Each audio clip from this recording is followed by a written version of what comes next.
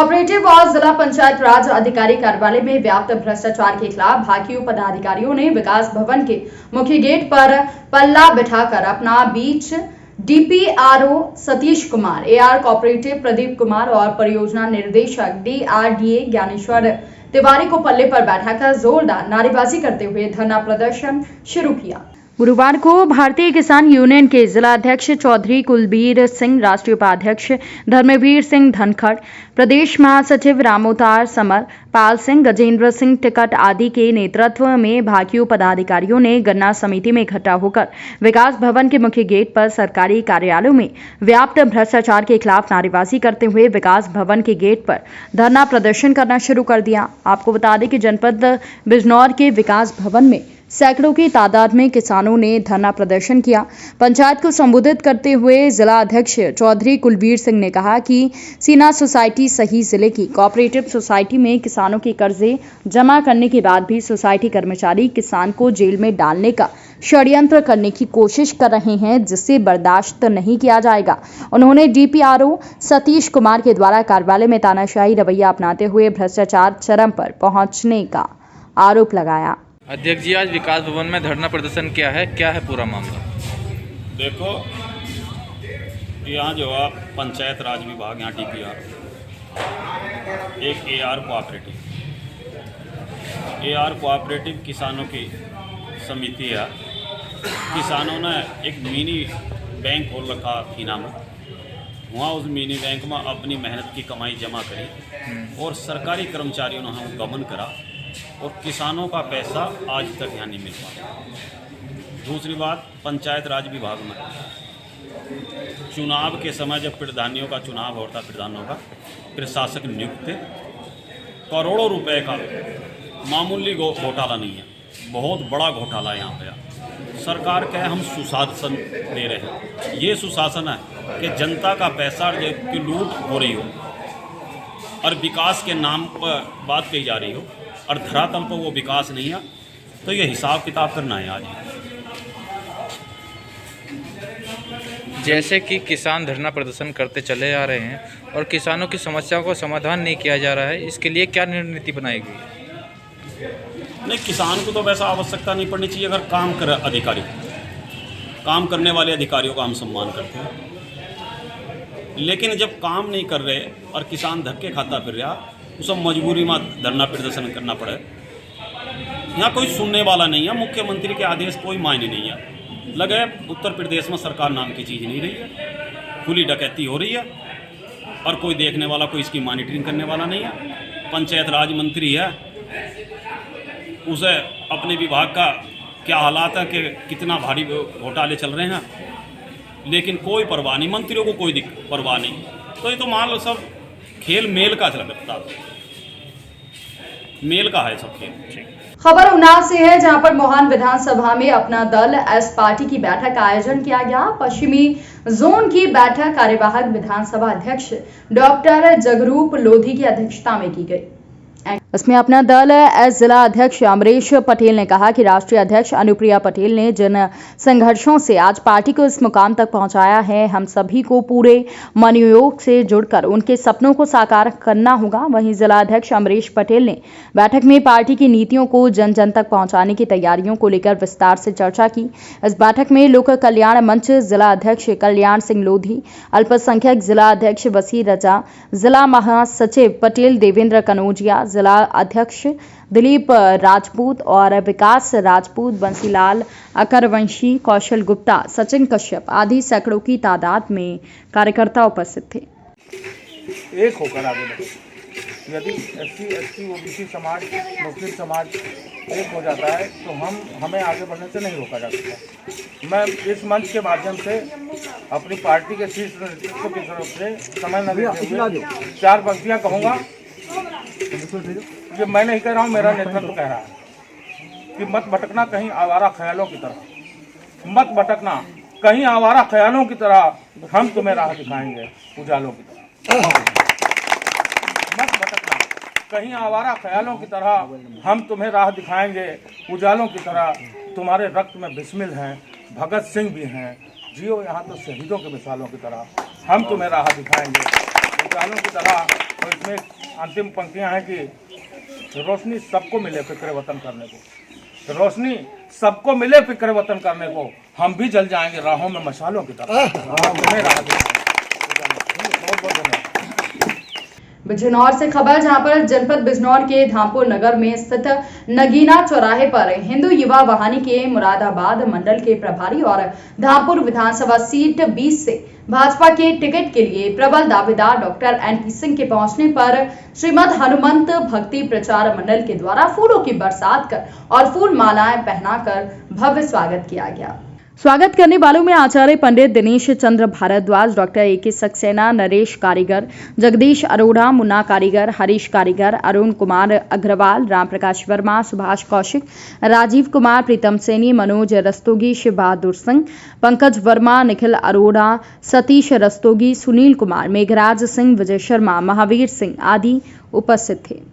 मान लो जब परिवार का अच्छा मुखिया होता है तो उसके परिणाम भी अच्छे निकल जाते हैं, क्योंकि मुखिया सबको साथ लेकर चलता है और साथ लेकर क्षमता किसी बल्ले में होती है। जब से मोदी जी यहाँ देश का कार्यभार संभाला है, आप देख रहे होंगे कि कितना परिवर्तन है। और उत्तर प्रदेश में जब से योगी ने कार्यभार संभाला है, वो सबको साथ लेकर चल रहे हैं। उन्होंने नारा दिया सबका साथ, सबका विकास, सबका विश्वास। वो किसी भी ना तुष्टिकरण की नीति में, ना किसी को, सबको, ना जाति का भेद, ना धर्म का भेद, सबको साथ लेकर चल रहे हैं। ऐसे मुखिया बिरला होते हैं। मैं ईश्वर से प्रार्थना करता हूँ दोनों को दीर्घायु, ईश्वर दीर्घायु प्रदान करे और हमारे देश को एक नई ऊंचाइयों पर ले जाकर इसे नई स्थिति दे। इसी के साथ मैं अपनी देता हूँ। इसके बारे में जानकारी दें। आज ये मकर संक्रांति के उपलक्ष्य में गत वर्षों की बात हुई, लगभग सभी हिंदू वाहिनी के कार्यकर्ता 20 वर्षों से इस प्रोग्राम को कर रहे हैं। तो ये मकर संक्रांति को सहभोज का कार्यक्रम था और सिवारा से बैंकेट हॉल से हम लोग सब एक यात्रा के लोग यहाँ पहुँचे और यहाँ पहुँच के सहभोज का कार्यक्रम और संगीत का कार्यक्रम था। सभी कार्यकर्ता पूरे मंडल से आए हैं। सभी देवतुल्य कार्यकर्ताओं का सबका आभार व्यक्त करता हूँ और आशा करता हूँ भविष्य सहयोग मिलेगा। और आप लोगों का भी आभार व्यक्त करता हूँ कि समरसता के लिए इस तरह के कार्यक्रम बहुत आवश्यक है, क्योंकि समाज में बहुत भटकाव आ गया है और उसके लिए जब हम साथ बैठ के खाना खाएंगे, साथ एक अच्छा व्यवहार करेंगे, तो एक नए समाज की रचना होगी और नया इतिहास रचेगा। इसके लिए मैं आप लोगों का सबका पुनः आभार व्यक्त करता हूँ। इतनी विषम परिस्थितियों में आप सभी जिलों से मेरे हिंदू वाहिनी के कार्यकर्ताओं ने एकजुटता दिखाते हुए यहाँ पहुँचे। उन सबका मैं हृदय से आभारी हूँ और हम सब मोदी जी के, योगी जी के नीतियों पर चलते हुए उन दोनों के हाथ मजबूत करेंगे और भारत को मजबूत करेंगे, ताकि आने वाले भविष्य में भारत एक मजबूत शक्ति वैश्विक पटल पर स्थित होने जा रहा है। इसके लिए मैं आप लोगों को शुभकामनाएं। बिजनौर से खबर, जहां पर नगर पालिका चौक पर भारतीय जनता पार्टी के कार्यकर्ताओं ने पंजाब सरकार पर पुतला फूंका और मुर्दाबाद के नारे लगाए। दरअसल आपको बता दें कि जनपद बिजनौर के थाना कोतवाली शहर के अंतर्गत नगर पालिका चौराहे पर बीजेपी कार्यकर्ता ने एकजुट होकर पंजाब कांग्रेस सरकार का पुतला फूंका और पंजाब सरकार मुर्दाबाद के नारे लगाए। युवा मोर्चा जिला अध्यक्ष रॉबिन चौधरी का कहना है कि राहुल गांधी और प्रियंका गांधी पंजाब सरकार ने जो देश के प्रधानमंत्री नरेंद्र मोदी के साथ षड्यंत्र रचा है वो बर्दाश्त करने लायक नहीं है। शुक्र है कि हमारे प्रधानमंत्री नरेंद्र मोदी सही सलामत एयरपोर्ट पर वापस पहुंच गए थे। अब हम इसका जवाब पंजाब सरकार को आने वाले चुनाव में सब युवा एकजुट होकर देंगे और सरकार को उखाड़ फेंकने का काम युवा करेंगे। कल जो भारत के प्रथम नागरिक माननीय प्रधानमंत्री हमारे सबके हम सबके आदर्श माननीय मोदी जी के खिलाफ जो पंजाब में कांग्रेस सरकार द्वारा राहुल गांधी जी, प्रियंका गांधी, सोनिया गांधी द्वारा जो इतना बड़ा षड्यंत्र कह सकते हैं वो रचा गया और प्रधानमंत्री जी की उसमें जान भी जा सकती थी, कुछ बड़ी हानि हो भी सकती थी। तो आपको कांग्रेस की मानसिकता का पता चलेगा, कांग्रेस किस विचारधारा पे काम कर रही है और कितना नीचे गिर सकती है, कितनी नीच हरकत कर सकती है, जो अपने प्रधानमंत्री के खिलाफ इतना षड्यंत्र रच सकते हैं। और हम सब युवा अब ऐसा पहले वाला युवा नहीं रहा, अब हम युवा बदल चुके हैं। हमारे सारे युवा इन्हें जड़ से उखेड़ फेंकने का काम करेंगे। पीछे भी जड़ से उखेड़ फेंक दिया हमने इन्हें, आगे भी अब उत्तर प्रदेश में चुनाव है, 4 राज्यों में चुनाव है। वहाँ हम सब युवा ने प्रण लिया है, इन्हें कहीं भी टिकने नहीं देंगे और आने वाले समय में इनका बहिष्कार करेंगे जोर शोर से। देवरी थाना क्षेत्र के टकाबाद गांव के एक ही परिवार में मछली खाने से 2 की जान चली गई। 7 लोगों की स्थिति नाजुक बताई जा रही है। आनन फानन में सामुदायिक स्वास्थ्य केंद्र देवरी लाया गया, जहां पर 2 को मृत घोषित कर दिया गया और बाकी 6 लोगों को गिरिडीह रेफर कर दिया गया है। इस घटना से इलाके में सनसनी फैली हुई है। मृतकों में पुलू राणा 80 वर्ष, विपिन कुमार 7 वर्ष, वहीं घायल में पिंकी कुमारी 15 वर्ष, विवेक कुमारी 12 वर्ष, आरती कुमार 16 वर्ष, पिंकी कुमारी 11 वर्ष, सावित्री देवी 40 वर्ष, भोलवा देवी 17 वर्ष शामिल हैं। सभी को गिरिडीह रेफर कर दिया गया है। टकाबाद से सूचना प्राप्त हुई 8 लोगों के बारे में, जो रात में कुछ खाना खा के सोए थे। सुबह पता चला कि वे उल्टी आना शुरू हुआ और उसमें से 2 लोग अस्पताल मृत रूप में ही आए, ब्रॉड डेड में आए हैं। दोनों को पोस्टमार्टम के लिए भेज दिया गया है और बाकी 6 लोग का इलाज फर्स्ट ऐड करते हुए, स्टेबल करते हुए सदर अस्पताल गिरिडीह रेफर कर दिया गया। वहाँ इलाज जारी है और सूचना प्राप्त हुई कि वो रात में कुछ खाना खाए थे कहीं से, लेकिन ये कंफर्म पोस्टमार्टम रिपोर्ट से ही हो पाएगा कि डेथ का कारण क्या है। धन्यवाद। बहुत बड़ी दुर्भाग्यपूर्ण घटना घटी मेरे घर के बगल में परोतोडी टोला टकाबाद में, और आज इस परिवार के पुलू राणा के छोटे बेटे खीरोधर राणा के पूरे परिवार मूर्छित अवस्था में सुबह में मिले। हम लोग आए, उसको घर से बाहर निकाले। जिनको निकाल रहे हैं घर से बाहर, वो देख रहे हैं बिल्कुल बदहोश अवस्था में। और सबसे बड़ी दुर्भाग्यपूर्ण घटना ये कही जा सकती है कि उसमें से घर के गार्जियन जो मुखिया थे पुलू राणा, उनकी डेथ हो गई, और खीरोधर का छोटा बेटा जो कि बहुत ताकत के साथ हम लोग बयान दे पा रहे हैं, उनका भी डेथ हो गया। और 6 लोग जिनकी श्वास चल रही थी, उनको हम लोग प्राथमिक स्वास्थ्य केंद्र देवरी ले जा करके वहाँ से फर्स्ट एड करा करके, प्रथम चिकित्सा करा करके हम लोग गिरिडीह भेजने का काम कर रहे हैं। जांच पड़ताल चल रही है। जांच पड़ताल में जो भी आएगा, अगर किसी प्रकार की बात होती है तो निश्चित रूप से बहुत बड़ी कार्रवाई बनती है वैसे लोगों के ऊपर, या नहीं तो अगर गैस की पॉइजनिंग की बात। एक तरफ जहां सरकार गांव से गांव के लोगों को हर तरह की बुनियादी सुविधाएं मुहैया कराने का जोर शोर से दावा करती है, लेकिन दक्षिण कश्मीर में अभी भी कई इलाके ऐसे हैं जहां लोग बुनियादी सुविधाओं से वंचित हैं। अनंतनाग जिले के बेरीनाग प्रखंड के दीवानपुरा बटागुंड में लोगों को सड़क, बिजली, पानी जैसी मूलभूत सुविधाओं के लिए भारी दिक्कत हो रही है। स्थानीय लोगों का कहना है कि वो कई वर्षों से आज तक सरकार से अपने अधिकारों की मांग कर रहे हैं, लेकिन कोई खास नतीजा यहाँ पर सामने नहीं आया है। उन्होंने कहा कि इस आधुनिक युग में हमारे पास सड़क नहीं है। अगर हम यहाँ बीमार पड़ते हैं तो खासकर गर्भवती महिलाओं को अपने कंधों पर या बिस्तर पर मुख्य सड़क तक ले जाना पड़ता है। इसके अलावा बिजली विभाग लकड़ी के खंभों या फिर घरों की छतों से सटे हुए ट्रांसमिशन तारों को लटकाकर गांव में लोगों को बिजली मुहैया कराता रहा है, जिससे गांव में कई हादसे हो चुके हैं। स्थानीय लोगों ने एक बार फिर एलजी प्रशासन के साथ साथ जिला विकास आयुक्त अनंतनाग डॉक्टर पीयूष सिंगला से बटागुंड दीवानपुरा में लोगों की समस्याओं को दूर करने और ऐसा करने के लिए गंभीर कदम उठाने की अपील की है, ताकि लोगों को इन दिनों किसी भी तरह की परेशानी का सामना ना करना पड़े। मुश्किलात बिजली मुश्किलात, सड़कें मुश्किलात, अगर बीमार गए इसका सुखपर नहीं मोहन तो लिहाजा करते हुए साने के खतर के इंतजाम जन सहूलियत गई वारिया कर उतरे मीडिया ये लिहाजा और गौर कर क्या मुतालबा बस ये बिजली, सड़क तो आब।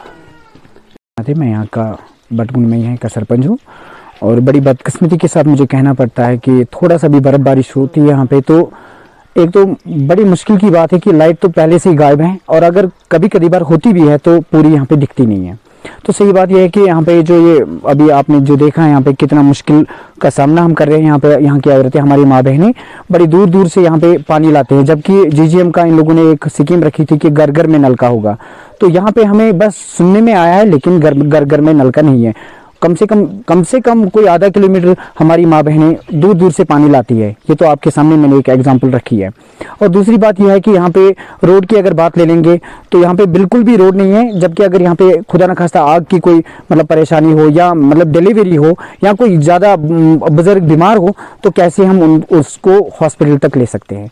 यहाँ पे बड़ी मुश्किलातों का सामना करना पड़ता है। जी, मेरी एक ही गुजारिश है एलजी साहब से, क्योंकि हर गांव में इन लोगों ने डिजिटल इंडिया तो बड़े बड़े दावे किए जाते हैं। मैं सबसे पहले यही कहूँगा, क्योंकि मैं अभी तो सियासत में हूँ, तो मेरा हक बनता है कि मुझे ये कहने का हक बनता है। जबकि आपके सामने ये रोड जो दिख रहा है, तो एलजी साहब से मेरी यही गुजारिश है कि ये कम से कम 2 किलोमीटर कम से कम रोड है, जहाँ पे ये ऊपर बडगुंड ऊपर देवानपुरा, यहाँ पे इस देवानपुरे में कम से कम पिछले 60 साल से, तब तो मैं भी पैदा नहीं हुआ होगा, तब से लेके आज तक ये परेशानी ये कभी दूर नहीं हुई है। जबकि यहाँ पे बीमार आदमी को 4 बंदे कंधे पे उठाकर ले चलते हैं, जैसे कि बहुत कदीम इंसानी के ज़माने की बात रही है, कंधे पे ले चलते हैं उसको मेन हॉस्पिटल तक। तो यहाँ पे यही परेशानी है कि जो बिजली है, बिजली तो बड़े बड़े मतलब दावा करते हैं कि बिल आती है, तो आपको पता ही है कि कैसे आती है इन लोगों तक बिल। बड़े गरीब लोग हैं यहाँ पे और मिडिल क्लास के लोग हैं यहाँ पे, इन लोगों के पास बिल आती है 700 की, लेकिन महीने में अगर देखा जाए तो इनको 1 आधे घंटे तक पावर मिलती है। और रही बात ट्रांसफार्मर, और इन लोगों के पास यहाँ पे ट्रांसफार्मर भी नहीं है, कम से कम 1 किलोमीटर दूर इनका ट्रांसफार्मर है। तो बहुत मुश्किलों का सामना कर रहे हैं ये लोग, और बड़ी मुश्किल से ये लोग बेचारे अपने मतलब ये जो मतलब पानी का ये हाजाती ज़िंदगी के लिए बहुत ज़रूरी है। और इनके पास पानी का नलका नहीं है, 10 आदमी 10 घरों के लिए नहीं, कम से कम 50 घर एक नलके से पानी लेते हैं। तो